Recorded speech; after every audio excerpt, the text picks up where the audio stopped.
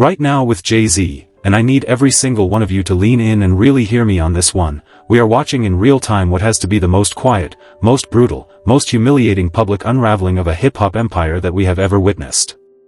And before we go any further into what Pharrell just accidentally leaked at Yankee Stadium, what Rihanna just did on that stage in front of the entire world that has left even Jay-Z's own inner circle whispering, and how Nicki Minaj has managed to squeeze Roc Nation into a corner so tight that Jay-Z had to line up an entire village of legends just to sell a ticket. If you are ready to see how the man who built the Roc has now been reduced to hiring superstars as emotional bodyguards, be sure to leave a like and subscribe. Because this one is heavy. This one is different. And by the time we are done, you are going to look at every single thing Jay-Z has done these last 3 nights very, very differently. So make sure to smash that like so more people can see the truth, because the blogs sure are not going to tell it to you. Now, before we peel the layers back on everything that just went down at Yankee Stadium, I want to preface this entire moment with one very simple idea. And that idea is this: when a legend has to bring out a village to prove he still matters, he has already lost. That is the frame. That is the lens. Hold on to that as we walk through every second of what Jay-Z just tried to pull off across a 3-night stand that the blogs are calling historic and that the internet is calling something a whole lot uglier. Because when you actually look at what happened, when you actually strip away the press release version of the story, what Jay-Z put on at Yankee Stadium was not a celebration. It was a rescue mission. And Rihanna, of all people, just became Exhibit A. Let us go to Pharrell first, because Pharrell is where the whole tea kettle started whistling. Pharrell got on that stage, in front of tens of thousands of people, and told the crowd that Jay-Z had cut his hair, put his helmet on, and is now ready for war. War. Pharrell then hopes out loud that Jay-Z, and I quote him in spirit, kills the competition. And the entire internet stopped scrolling for a second and asked the same question: war with who? Because Jay-Z is not a currently competing artist. Jay-Z is not out here releasing music that has to fight for the #1 spot on streaming. Jay-Z is not in the album race. Jay-Z is on a legacy tour, which by definition means the man is celebrating what already happened. So Pharrell standing there talking about war and helmets and killing the competition is not just weird. It is telling. It is a slip. It is a moment where somebody deep inside the Roc Nation family said the quiet part into a stadium microphone. And what he was really saying, if you understand the code being spoken here, is that Jay-Z is spooked. Jay-Z is rattled. Jay-Z has been agitated to a point that friends of his are broadcasting his war posture from a Yankee Stadium stage. That is not the energy of a man who is winning. That is the energy of a man who feels cornered. And here is where it gets interesting. Because if we are honest with ourselves and stop pretending we do not know what is happening in the culture, there is only one duo on planet Earth right now who has gotten Jay-Z rattled to this level, and it is the Nicki Minaj and Drake tandem. That is who Pharrell is subtweeting on a stadium mic. That is who the helmet and the haircut and the war metaphor is aimed at. Because for years now, the whisper around Jay-Z has been that nobody in this industry challenges HOV and lives to tell about it. Nobody. Careers get quietly rerouted, opportunities dry up, phones stop ringing, and the next thing you know an artist is dropping mixtapes from their kitchen wondering what happened. But Nicki Minaj kicked that door in. Nicki Minaj started calling Jay-Z out by name. Nicki Minaj started dragging Roc Nation on the timeline. Nicki Minaj started the movement that made it socially acceptable for other artists to line up and take a swing. And Drake, love him or hate him, has been standing on business right beside her, taunting Jay-Z with everything he has. So when Pharrell talks about war, he is not talking about music. He cannot be. Jay-Z is not competing with anybody musically anymore. He is talking about the war for narrative control. The war over who gets to say what is real in this culture. And Jay-Z is losing that war so badly that his co-stars are pleading with him from the stage to fight back. But then, and this is where everything really cracked open, Rihanna walked on that stage on night 3. And I need you to pay attention to what your eyes saw, not what the blogs told you to see. Because everybody wanted the moment to be beautiful. Everybody wanted Rihanna and Jay-Z to embrace and give the culture a full-circle spiritual reunion. That is what the story was supposed to be. Rihanna walks out, Rihanna sings Run This Town, Rihanna hugs the man who signed her when she was a teenager, and everybody goes home crying. That was the script. That is not what happened. What actually happened, and if you have eyes to read energy you already know this, is that Rihanna showed up looking like a woman who was fulfilling an obligation. The hug was off. The hand slap was off. The eye contact was clipped. The chemistry that Jay-Z and Rihanna used to have on stage a decade ago, that easy back and forth, that unspoken family energy, it was not in the building. Rihanna performed her verse, delivered her moment, and moved like somebody who had been counting down the seconds until she could get back to her actual life. And then, and this is the part nobody is talking about loud enough, Rihanna sang "Bitch Better Have My Money." On Jay-Z's stage. On Jay-Z's night. On Jay-Z's celebration. Coincidence? Sure. And if you believe that one, I have got a title deal to sell you. Because here is where the Nicki Minaj factor bleeds right back into the picture. For months now, Nicki has been asking one very specific question on the timeline. Where is the money? Where is the title money? Where is the money that a whole lot of artists say Jay-Z owes them from a whole lot of deals that never quite paid out the way they were supposed to? And now here comes Rihanna, on Jay-Z's biggest night, and the song she chose to perform is a song literally about being owed money. You do not need to be a linguist. You do not need to be a lawyer. You do not need to be a cryptographer. That is a statement. That is Rihanna, in the classiest way possible, without ever having to say a word to a camera, telling everybody paying attention that she knows exactly what is going on and she is not here to pretend otherwise. That is Rihanna, on Jay-Z's own stage, in front of Jay-Z's own crowd, taking a page directly out of the Nicki Minaj playbook. And the fact that Jay-Z stood there and had to smile through it should tell you everything you need to know about the position HOV is currently sitting in. And listen, I want to be careful here because I know how the internet works. I am not saying Rihanna is in a beef with Jay-Z. I am not saying Rihanna is throwing hands. What I am saying is that Rihanna is a very smart woman. Rihanna is a mogul in her own right. Rihanna understands optics better than almost anybody in this industry. And Rihanna picked her song. Rihanna picked her energy. Rihanna picked her exit. And every single one of those choices communicated something. This is not a woman who wanted to be there. This is a woman who was fulfilling something. And once you see that, you cannot unsee it. Which is exactly why the timeline exploded the moment she left the stage. Now here is where the whole rescue mission thesis comes into sharp focus. Because let us actually add up the receipts of what Jay-Z had to do to make these 3 nights look successful. Night 1. Beyonce. His own wife. Had to pop out for a full 7-minute segment to keep the crowd engaged. Night 2. Eminem. A legend from an entirely different lane. Had to fly in and give the crowd something to talk about. Night 3. Rihanna. Fresh off years of the public begging her to release music, forced to walk out and stand next to Jay-Z at the exact moment his image needs the most polish. Add in the Nas moments, the Teyana Taylor moments, the A$AP Rocky sightings in the crowd, the clips, the Fat Joe, the parade of guests that ran across those 3 nights. And ask yourself one honest question. Where was Jay-Z in all of this? When did Jay-Z stand alone on that stage and hold the entire building by himself? Because when you go frame by frame through the clips that went viral, Jay-Z was not the star of his own celebration. Jay-Z was the host of a variety show where every other guest ate his lunch. Beyonce ate his lunch on night 1. Eminem ate his lunch on night 2. Rihanna ate his lunch on night 3. And the internet noticed. Do not let them gaslight you. The internet noticed. The only Jay-Z solo moment that trended in a real way was that freestyle that half of the culture is calling corny and the other half is calling desperate. That is not a legacy moment. That is a red flag. And here is where the receipts really start to hurt. Because before night 1 even happened, Jay-Z's front row tickets on the resale market crashed from $500 down to $80. $80. For a front row seat to a Jay-Z show at Yankee Stadium. Let that number sit in your chest for a minute. And when you actually check the attendance math on all 3 nights, the whispers are that Jay-Z did not fully sell out the stadium.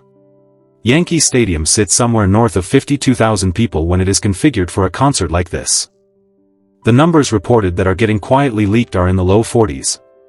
Which is a lot of tickets. It is a huge night. Nobody is denying that. But it is not the historic 3-night sellout that the press machine is trying to sell you. And the fact that the news outlets are refusing to report the real numbers, the fact that the blogs are terrified to breathe a negative word about HOV, tells you everything you need to know about the level of grip Roc Nation still holds on the media apparatus in this industry. That grip is exactly what Nicki has been screaming about for over a year now. And people are finally starting to listen. Because let us zoom out for a second and put this in the proper context. A year ago, Nicki Minaj started saying things about Jay-Z out loud that a lot of people had been whispering privately for a decade. And back then, the response from the industry was to dismiss her. Discredit her. Paint her as unhinged. Paint her as jealous. Paint her as somebody rambling on the internet at 3 in the morning. And a lot of people bought that framing. Because when Jay-Z's machine sets a narrative, it usually holds. Except this time it did not hold. Because Nicki did not stop. Nicki kept posting. Nicki kept naming names. Nicki kept dragging Roc Nation for every deal she felt was not honored. And slowly, quietly, other artists started to nod along. Future dissed Jay-Z on his own album, calling him the side character to Beyonce's main character energy. That is a wild thing to say out loud in 2026 about the man who was once considered untouchable. Drake has been wrapping around Jay-Z's name for years now with a bite that only somebody with nothing to lose brings. And now the mask is fully off. Now the room is fully cold. Now the artists who used to fear the phone call from Roc Nation are looking at Jay-Z the way you look at a boxer who has clearly slowed down. He is still legendary. He still commands respect. But nobody is scared anymore. And that, more than any diss, more than any freestyle, more than any streaming number, is what should terrify Jay-Z. Because his empire was never built on the music alone. His empire was built on the perception that going against him cost you your career. That perception is dead. Nicki killed it. Drake danced on the grave. And now Rihanna just walked on his stage and quietly confirmed the funeral. And I want to be very careful and very honest with you here, because I love hip-hop and I love this culture and I love Jay-Z's catalog. Nobody is trying to erase the man's legacy. Jay-Z is top 5 in most conversations. Jay-Z is top 10 in every conversation. Jay-Z built businesses that changed what artists thought was possible. Jay-Z opened doors that entire generations of rappers walked through. That is not the argument. The argument is that legacy and current relevance are two very, very different things. And Jay-Z, and the people around Jay-Z, seem to be having a really hard time accepting that. Because when Pharrell talks about Jay-Z going to war, my brother, war against who exactly? Jay-Z is not competing with the current wave of rappers. That is not a knock. That is a generational reality. It would be like asking Shaquille O'Neal to check back into the Celtics and guard Victor Wembanyama in the paint. It just does not work. Not because Shaq is not a legend. He is a legend. But because his era is closed. And there is nothing wrong with that. Legends are supposed to become legends. What Jay-Z is refusing to do, and what his camp is refusing to let him do, is accept the gravitational pull of that transition. So instead of leaning into the legacy chapter with grace, Jay-Z is trying to force a fight with a generation that already stopped taking his phone calls. And every time he tries, whether it is through a freestyle or a chess piece move or a stadium show with 100 guest features, the outcome is the same. He looks like a man trying to convince the room he still owns it, when the room stopped renting from him a long time ago. But then let us talk about something the blogs really do not want to touch, which is the Epstein file situation and the timing of everything that has been rolled out these last 3 months. Because if you have been paying attention, and I know you have because you are here, you already know that Jay-Z's name got dragged into the Epstein file discourse earlier this year. And immediately, and I mean immediately, the Roc Nation PR machine spun into overdrive. Suddenly there was a stadium show. Suddenly there was a 3-night event. Suddenly there was a Beyonce pop-out. Suddenly there was a Rihanna surprise. Suddenly Jay-Z was on every timeline, in every headline, in every conversation. Which is, coincidentally, the oldest PR play in the book. You do not deny the story. You just drown it. You bury it in bigger news. You bury it in Beyonce sightings and Eminem cameos and freestyle drops and stadium selfies. And it works. Kind of. It works on the surface. But it does not work on the people who were already watching. It does not work on Nicki Minaj. It does not work on the fan bases who have been documenting every quiet contradiction that has come out of that camp for years. It does not work on Rihanna, apparently, because Rihanna knew exactly what song to sing when she got up there. So you can put on all the shows you want. You can hire all the legends you want. You can flood every timeline with every image you want. The story is not going away. The story is getting louder. And every time Jay-Z's camp tries to bury it, it just teaches more people how to dig. Now let us get into the part that I think is going to make some of you uncomfortable, because we have to talk about Kanye. Yes. We have to. Because you cannot have a full conversation about what Jay-Z just did at Yankee Stadium without putting it next to what Kanye West has been doing across the country and around the world. Kanye pulled up in Los Angeles and did a solo show that grossed $30 million in a single night. No Beyonce. No Rihanna. No Eminem. No Nas. No parade of surprise legends bailing him out. Just Kanye, a stage, a vision, and a crowd that showed up because Kanye said show up. And this is the part that Jay-Z's team knows. This is why Jay-Z's team, according to a lot of quiet industry conversations, has spent so much energy over the last several years making sure Kanye's tours got tangled, delayed, boxed out of major venues, tied up in legal messiness, and generally slowed down. Because Jay-Z's team knows what happens when Kanye is unleashed on a stage next to Jay-Z. The audience picks Kanye. Not because Kanye is a better rapper than Jay-Z. That is a whole other argument for a whole other day. But because Kanye is a current, breathing, culturally combustible artist in a way that Jay-Z has not been in 15 years. And when the two are put next to each other in the current market picks the artist who is still in the fight. Which is exactly why Jay-Z needed to lock down the calendar. And exactly why the moment Kanye's runway shortens, Jay-Z's team floods the zone. This is not conspiracy. This is chess. And Jay-Z has always played chess. The problem is that the whole board is now visible to the audience. And the audience is calling out the moves in real time. And now here is the thing that should really unsettle anybody who has been writing for Jay-Z's narrative. Jay-Z does not have a solo #1 song. Say that back to yourself. The man who has been positioned by the industry as the greatest rapper alive, the man who is put in every top 5 conversation, the man whose empire spans music and sports and streaming and liquor and real estate, does not have a solo #1 song on the Billboard Hot 100. Not one. Every #1 Jay-Z touched was a feature.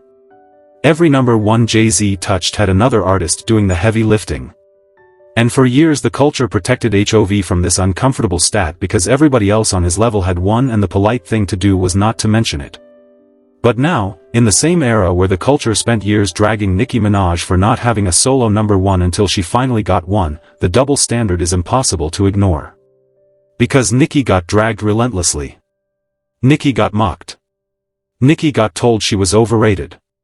And meanwhile the king of rap, the goat of goats, the untouchable HOV, is sitting on the exact same statistical fact and nobody wants to bring it up. That is the imbalance Nicki has been screaming about. That is the media manipulation Nicki has been trying to expose. And every day that goes by, more of the culture catches up to what she was saying. And more of the culture starts to look at Jay-Z the way Rihanna looked at him on that stage. Politely. Professionally. With obligation. And with the exit clearly mapped. Then let us circle back to the freestyle, because we have to. Because within all of this rescue mission energy, within all of these guest appearances, within all of these carefully staged optics, Jay-Z did in fact take the microphone at one point and try to have a solo moment. And what he did with it, respectfully to the man's catalog, was corny. It was a freestyle over Copernicus that half the crowd could not fully hear and the other half is politely trying to forget. There were bars aimed at Drake. There were vague shots aimed at Nicki. There were the kinds of half-references and industry inside jokes that used to work for Jay-Z 15 years ago when the audience was smaller and the internet was slower. But we are not in that era anymore. Every single bar gets clipped, screenshotted, remixed, and dragged within 9 seconds of hitting the internet. And Jay-Z's freestyle, as of this recording, is being dragged by everybody except the Roc Nation loyalists who are contractually obligated to smile. Even worse, and this is the part one really want you to sit with, Drake did not respond. Nicki did not respond. The people Jay-Z was actually trying to hit did not even flinch. Because they know what the internet knows. They know that a response would elevate the diss. They know that silence is the coldest counter possible. And they know that every day Jay-Z waits by the phone for a diss track back, every day Jay-Z scrolls the timeline hoping to see a response, is another day the culture watches him twist. That is not a power position. That is not a HOV position. That is somebody who used to be feared, throwing punches at ghosts. So let me pull all these threads together for you, because I know I have been walking you through a lot. What we are watching, in real time, across 3 nights at Yankee Stadium, is not the celebration of a legend. It is the exposure of a machine. What we are watching is Jay-Z trying to prove, to a culture that stopped needing the proof, that he still runs the room. What we are watching is Pharrell accidentally admitting on a microphone that Jay-Z is at war. What we are watching is Rihanna quietly telling the world with a song title that she knows what the rest of us know. What we are watching is Nicki Minaj sitting 1,000 miles away without saying a single word during the show, and still being the loudest voice in the entire stadium because every choice Jay-Z made was in reaction to what she has been putting out there. That is influence. That is power. That is the culture shifting whether the machine likes it or not. And no amount of guest features, no amount of Beyonce cameos, no amount of Eminem pop-outs, no amount of Rihanna appearances, can undo what has already been seen. The mask is off. The lace is on the floor. The narrative is broken. And Jay-Z, for the first time in his adult life, is standing on a stage that no longer belongs to him. And I want to end on this, because I think it is important. This is not a hit piece on Jay-Z. This is not a coronation for Nicki Minaj. This is not a Drake propaganda video. This is a mirror.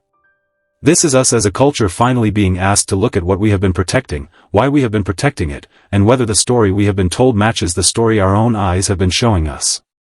Because if you actually watched those 3 nights, if you actually paid attention to Rihanna's energy, if you actually noticed the ticket price collapse, if you actually heard what Pharrell said about war, if you actually clocked the bitch better have my money song choice, then you already know.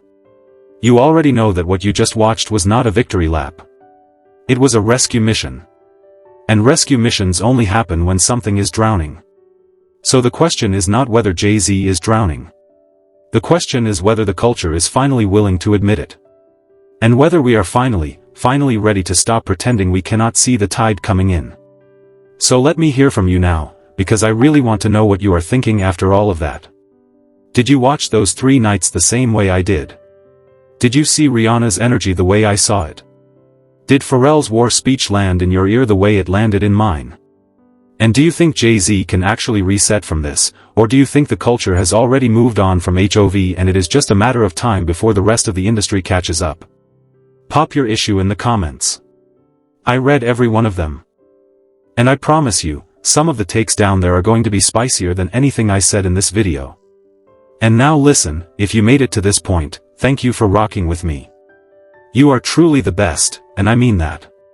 But if you want to see how Nicki Minaj is planning to respond to Jay-Z's Yankee Stadium 3-night stand, and what she has been quietly cooking up in the background that is about to make everything you just watched look like the warm-up act, you are absolutely not going to want to miss what is coming next.